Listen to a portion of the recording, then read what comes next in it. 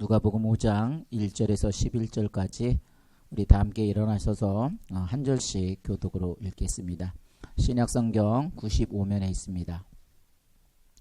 누가복음 5장 1절에서 11절까지 신약성경 95면 또는 96면에 있습니다. 우리 찾으셨으면 저와 여러분 한 절씩 교독으로 읽고 마지막 11절은 합독으로 읽겠습니다. 무리가 몰려와서 하나님의 말씀을 들을새 예수는 게네사렛 호숫가에 서서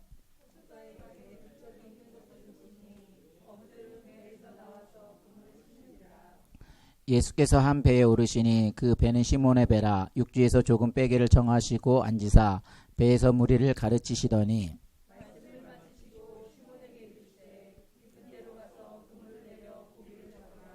시몬이 대답하여 이르되 선생님 우리들이 밤이 새도록 수고하였으되 잡은 것이 없지만은 말씀에 의지하여 내가 그물을 내리리이다 하고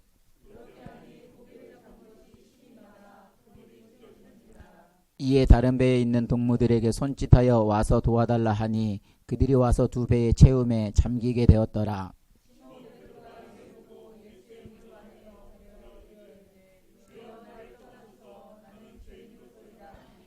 이는 자기 및 자기와 함께 있는 모든 사람이 고기 잡힌 것으로 말미암아 놀라고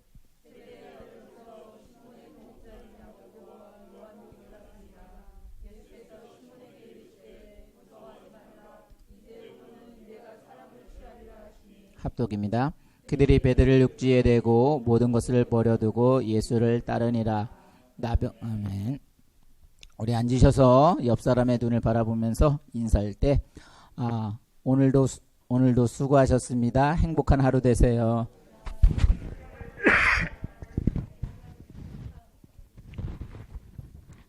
벌써 끝난 기분이 들죠? 네. 여러분은 미국에 오신 지 몇 년이나 되셨어요? 이민 생활 가운데 지금의 시점에서 또 이민 생활을 이렇게 돌아보면 여러분의 삶에서 이 미국의 생활이 성공한 것 같습니까? 실패한 것 같습니까? 물론 세상이 추구하는 성공과 그리스도인이 추구하는 성공은 개념이 다르죠.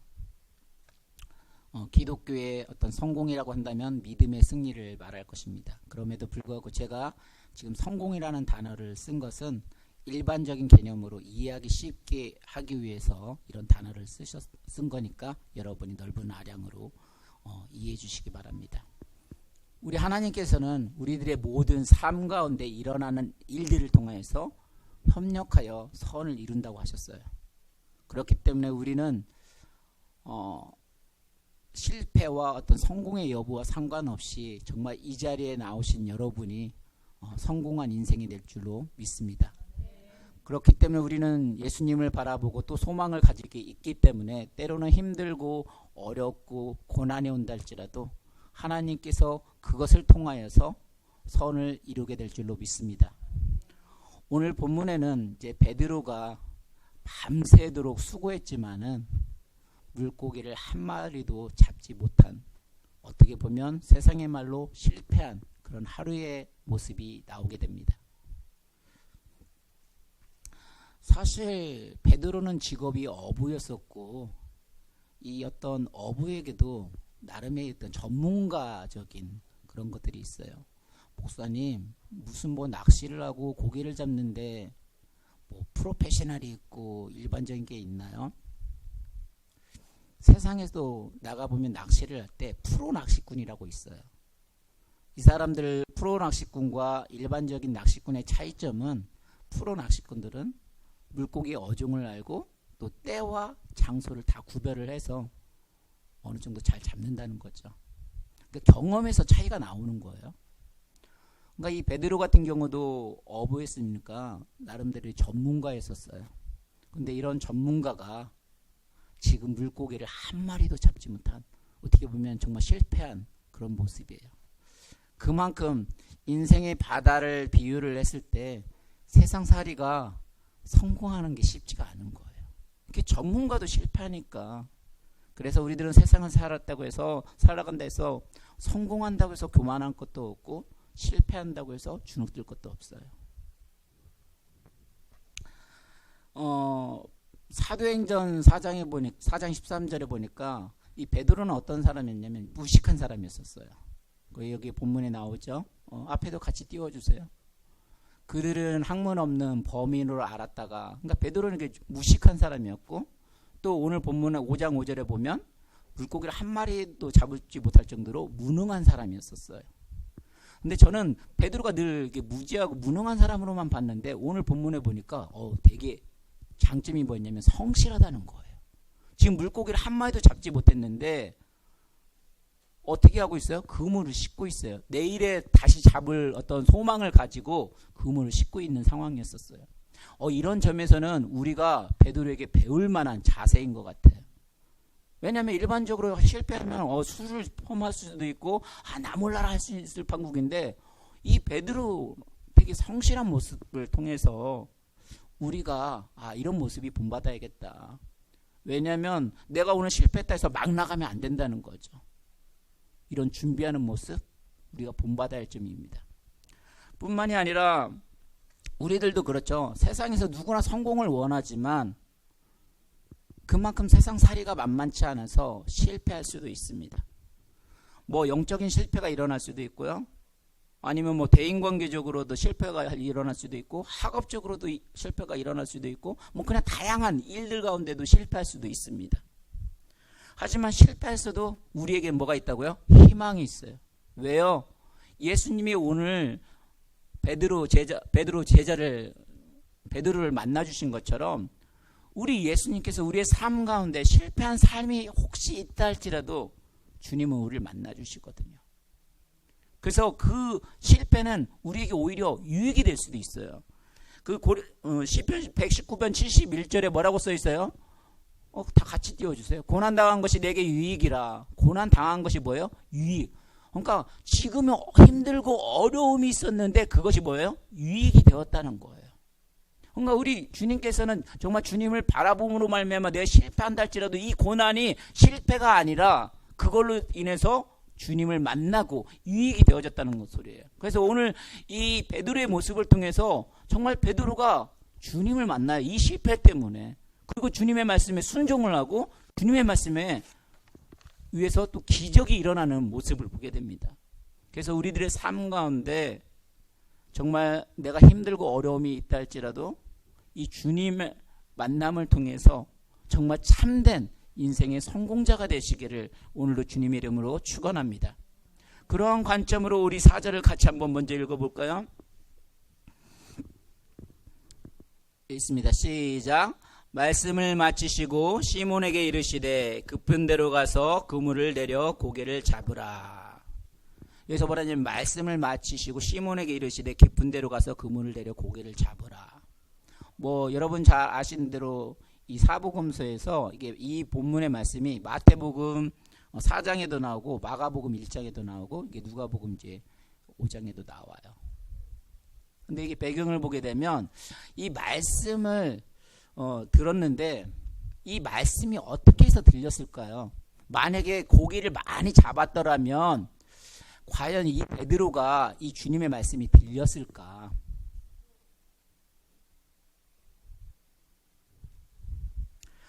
자기의 능력으로 물고기를 많이 잡았다면 어떻게 됐을까요? 아마 그 물고기를 이렇게 처리하느라고 주님의 말씀을 들을 시간이 없었을 거예요.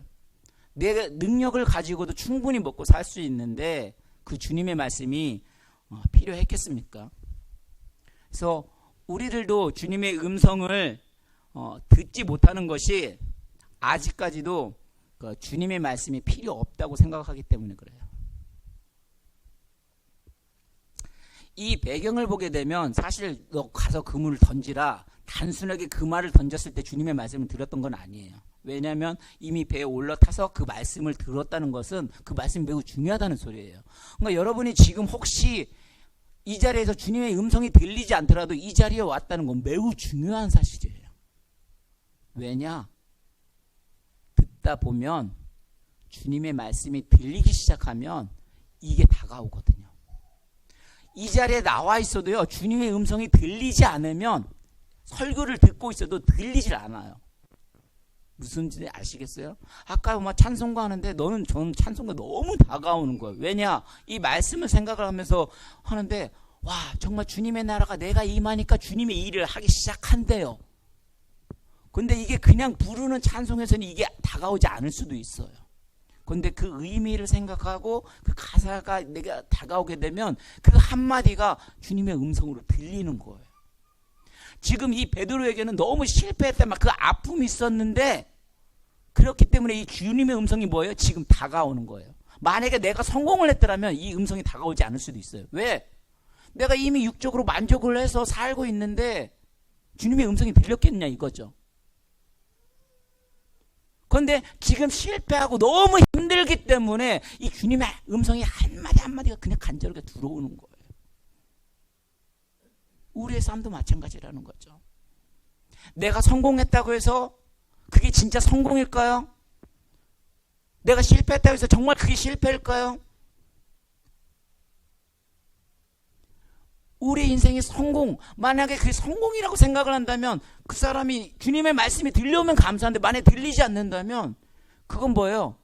그냥 육신의 껍질만, 외형적인 것만 성공했을 뿐이지 진짜로 그 내부적인 것은 성공하지 못했기 때문에 주님의 음성이 들리지 않는 거예요. 그러니까 육신의 만족으로 인해서 내가 성공한 것 같지만 영혼에서는 실패했다는 거예요. 그래서 뭐라고 하냐면 모래 위에 어마어마한 큰 집을 지었는데 모래 위에 지은 것 같아서 언제 무너질지 모르는 그런 상황. 그런데 내가 실패했다고 해서 실패한 게 아니라 정말 내가 너무 힘들고 어려우면 어떻게 될까요? 정말 그 말씀이 들린다니까요. 이 교회가 오는 것이 그냥 기독교로서 받아들여지는 것이 아니라 정말 하나님이 나를 사랑하셔서 그 마음이 느껴진다니까요. 그래서 찬송을 부를 때도 그냥 노래로 들리는 사람이 있는가 하면 그 한마디 가사가 내 마음에 다가올 때는 이게 달라져요. 성령의 감동이 달라져요. 아까 성령의 감동이 딱 되어지니까 하나님의 나라가 시작을 한대. 일이 보이기 시작한대요. 분명히 난 나와 있는데 보이지 않았는데 주님의 눈으로 바라보기 시작한대요. 찬송가 자체가, 가사가.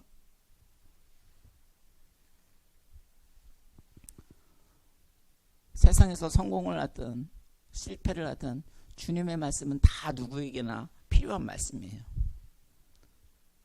성공한 사람도 실패한 사람도 육신의 양식이 필요한 것처럼 영혼의 양식들이 다 필요한 사람들이에요. 그런데 주님의 말씀이 들리지 않으면 내 영혼은 메말라가고 있어도 그걸 알지 못하는 거예요. 혹시 여러분이 세상에서 성공해서 하나님의 말씀을 필요로 하고 있지 않다면 여러분 세상에 성공한 것 같지만 그것은 성공한 게 아니에요. 혹시 이 자리에 나오는데 지난주에 내 삶이 너무 힘들었던가요? 너무 이민 생활이 어려웠던가요? 그런데 그 어려움 때문에 지금 주님의 음성이 들리신다면 저는 그것이 진정한 여러분의 믿음의 승리자라고 믿습니다. 그래서 저와 여러분들은 늘 하나님의 말씀에 귀를 기울임으로 말미암아 정말 세상의 성공이 아닌 믿음의 승리로 정말 성공하는 저와 여러분이 되기를 주님 이름으로 간절히 축원합니다. 우리 5절도 한번 같이 읽어볼까요? 5절 읽습니다. 시작. 시몬이 대답하여 이르되 선생님 우리들이 밤이 새도록 수고하였으되 잡은 것이 없지만은 말씀에 의지하여 내가 그물을 내리리다 하고. 지금 뭐라고 했냐면 밤새도록 수고했으되 잡은 것이 없지만은 말씀에 의지하여 내가 그물을 내리리다 하고. 그러니까 비록 실패했다 할지라도 주님의 음성이 들리게 되니까 어떻게 돼요? 그 말씀에 순종하는 삶을 사는 모습이 보이는 거죠. 만약에 아까 말씀드린 대로 정말 물고기를 많이 잡아서 성공을 했다면 이 말씀에 순종하지 않았을 거예요. 내 방법대로 해도 잘 되는데 그 주님의 말씀에 순종할 일이 있겠습니까? 우리들이 그렇잖아요. 그러니까 성공을 경험을 하게 되면 그 경험이 노하우가 생겨가지고요. 다른 사람의 말이 듣는 것보다 사람 앞에서나 하나님 앞에서 뭐예요? 내 고집을 피우게 돼 있어요. 하나님께 순종하려면 자기의 고집이 깨어져야, 실패를 경험해야 자기의 고집과 방법을 내려놓을 수 있어요. 지난주에 어떤 설교를 했죠? 새 포도주는 새 부대에 담아야 한다고 그랬어요. 낡은 부대, 이게 늘어지지 않는 어떤 내 생각으로 꽉 차 있는 상태에서는 주님을 받아들일 수 없다고 했어요. 낡은 부대로는 새 포도주를 담는 것은 한계가 있다고 말씀을 드렸어요. 내 생각으로 꽉 차 있는 상태에서는 주님을 받아들일 수가 없어요. 주님의 말씀에 순종할 수 없어요. 왜? 내 경험으로 모든 걸 하려고 하거든요. 재미있던 사실은, 여러분, 인생은 많은 것들을 아까 세상을 비유로도 하기도 하지만 바둑은 또 인생의 축소판이라는 이야기를 들어보셨나요? 그래서 예전에도 알파고와 이렇게 바둑, 이렇게 구단들이 두는 경우들이 있었는데요. 저는 바둑에 대해서는 잘 몰라요. 근데 인공지능의 알파고와 이렇게 구단들이 이렇게 바둑을 두는데 누가 이겼어요? 인공지능 알파고가 다 이기는 거예요. 그렇게 인간들이 뛰어나고 경험이 많았음에도 불구하고 다 한 번도 이기지를 못하는 거예요. 그러니까 이 구단들이 어떻게 했냐면 밤새도록 뭐를 했을까요? 술을 퍼마셨어요. 그러면서 고백하는 말이, 이 인공지능하고 바둑을 두는 건 그 고통의 자체라는 거예요. 그런데 그 알파고를 이긴 사람이 있었어요. 누구일까요? 이세돌이 이겼어요.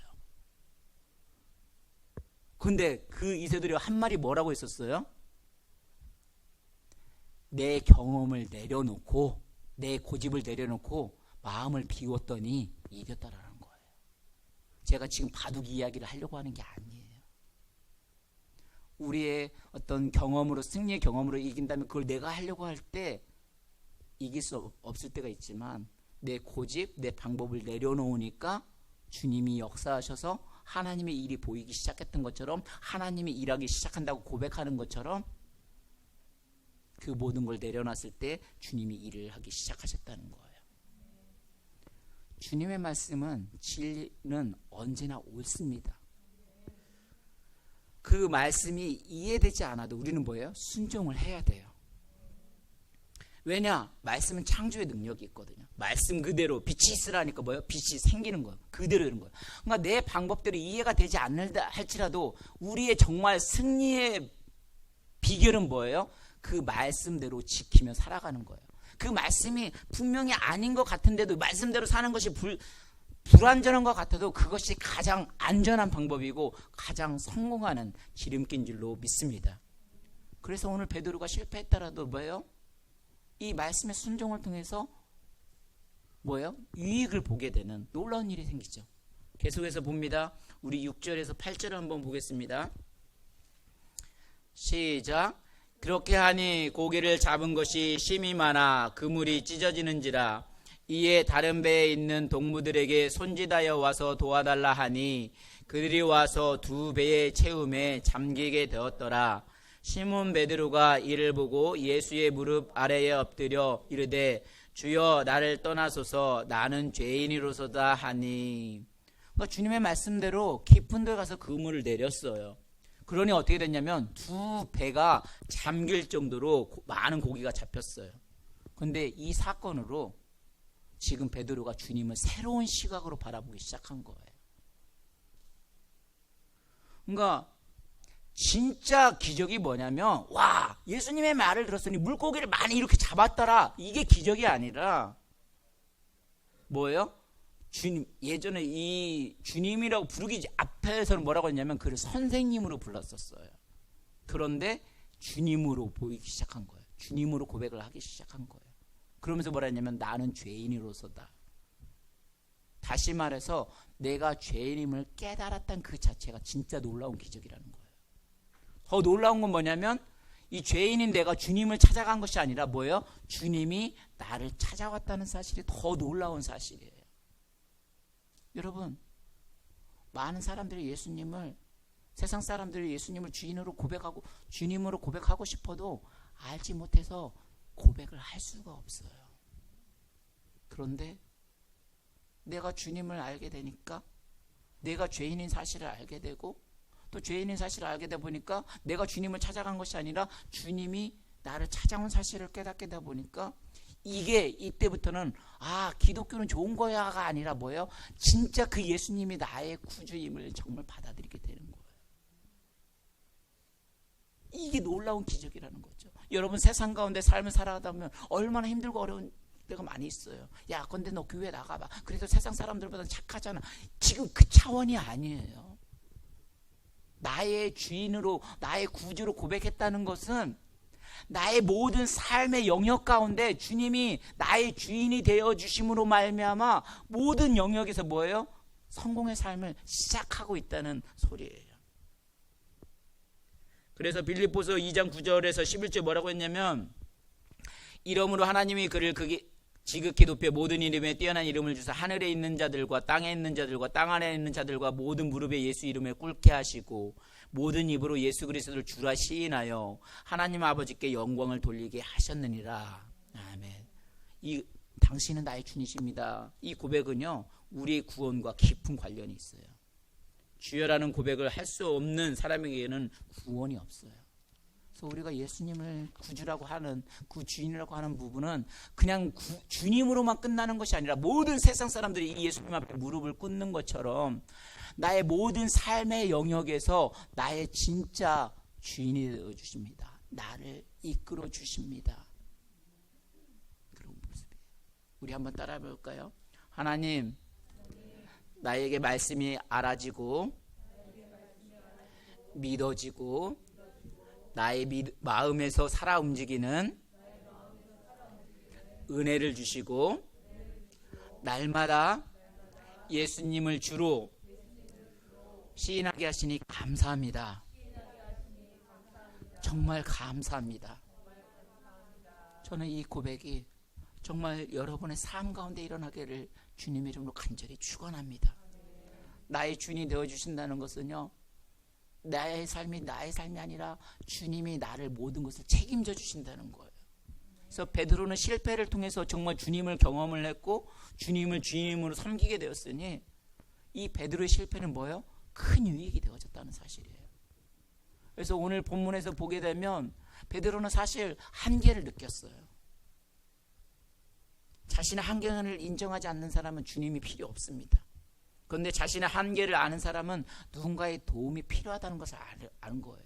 내가 아픔을 아는 사람은 병원의 의사의 말을 들어야 하는 것처럼, 주여 나를 떠나소서, 나는 죄인이다 고백했던 것은 베드로가 평상시에는 몰랐지만 빛 대신 주님을 순간 만났을 때 자신의 그 마음속의 어둠이 뭐예요? 빛으로 밝혀진 거예요. 이건 대단히 중요한 겁니다. 뿐만이 아니라 자기가 무능한 것을 알았을 때 주님에게 도움을 청하고 그 도움을 받아들일 수 있는 거예요. 그래서 베드로는 어떤 그런 자신의 고백을 통해서 무능함을 알게 되었고, 또 실패 후에 주님을 대하면서 자기가 죄인임을 깨닫게 되었습니다. 그러나 베드로에게는 뭐예요? 실패가 유익이 되었던 겁니다. 욥기서 42장 5절에 보니까 위대한 고백을 하죠. 같이 한번 읽습니다. 시작. 내가 주께 대하여 귀로 듣기만 하였었다니 이제는 눈으로 주를 배움나이다. 이게 무슨 소리인지 아시겠어요? 욥은 하나님을 여지까지 알고 있었어요. 근데 귀로 들었대요. 그런데 진짜 뭐라고 했냐면 이제 눈으로 주를 배울 수가 있다는 거예요. 그러니까 그는 동방주의 가장 큰 사람인데 하나님의 분명히 알았는데 뭐냐면 이제는 눈으로 주를 배움나이다. 진짜 주님을 알게 되었다는 사실이죠. 베드로의 실패가 이랬다는 거예요. 그래서 실패를 통해서 하나님의 음성이 들렸다는 거예요. 혹시 정말 주님의 음성이 들리지 않으십니까? 아니면 내 삶이 너무 힘들었습니까? 이 시간을 통해서 정말 주님의 음성을 들을 수 있기를 주의 이름으로 축원합니다. 그리고 정말 그 주님의 음성에 순종할 수 있기를 주의 이름으로 축원합니다. 그럴 때 나의 주님이 되어주시고 그 주님을 고백함으로 말미암아 정말 이 교회가 기독교의 그런 어떤 종교적인 개념이 아니라 정말 나의 주님이 되어주셔서 우리의 모든 삶의 영역에서 내 힘으로가 아닌 주님이 나를 책임져 주시고 이끌어 주시는 것을 알게 된다면 그 어려움과 아픔과 고통이 있다 할지라도 이런 코로나다 할지라도 늘 또 승리하는 삶으로 성공하는 삶이 될 줄로 주님 이름으로 축원합니다. 우리 이 시간 함께 기도하겠습니다. 기도할 때 하나님, 우리들의 삶을 살아가다 보면 때로는 힘들고 어려움들이 있습니다. 그러나 이런 것이 우리의 실패가 아니라 주님의 음성을 듣지 못할 때 그것이 우리의 진짜 실패인 줄로 믿습니다. 하나님, 우리의 삶의 고통 가운데 힘들고 어려움이 있다 할지라도 하나님의 음성이 들리면, 천둥처럼 들리면 저는 그것이 우리의 인생의 성공인 줄로 믿습니다.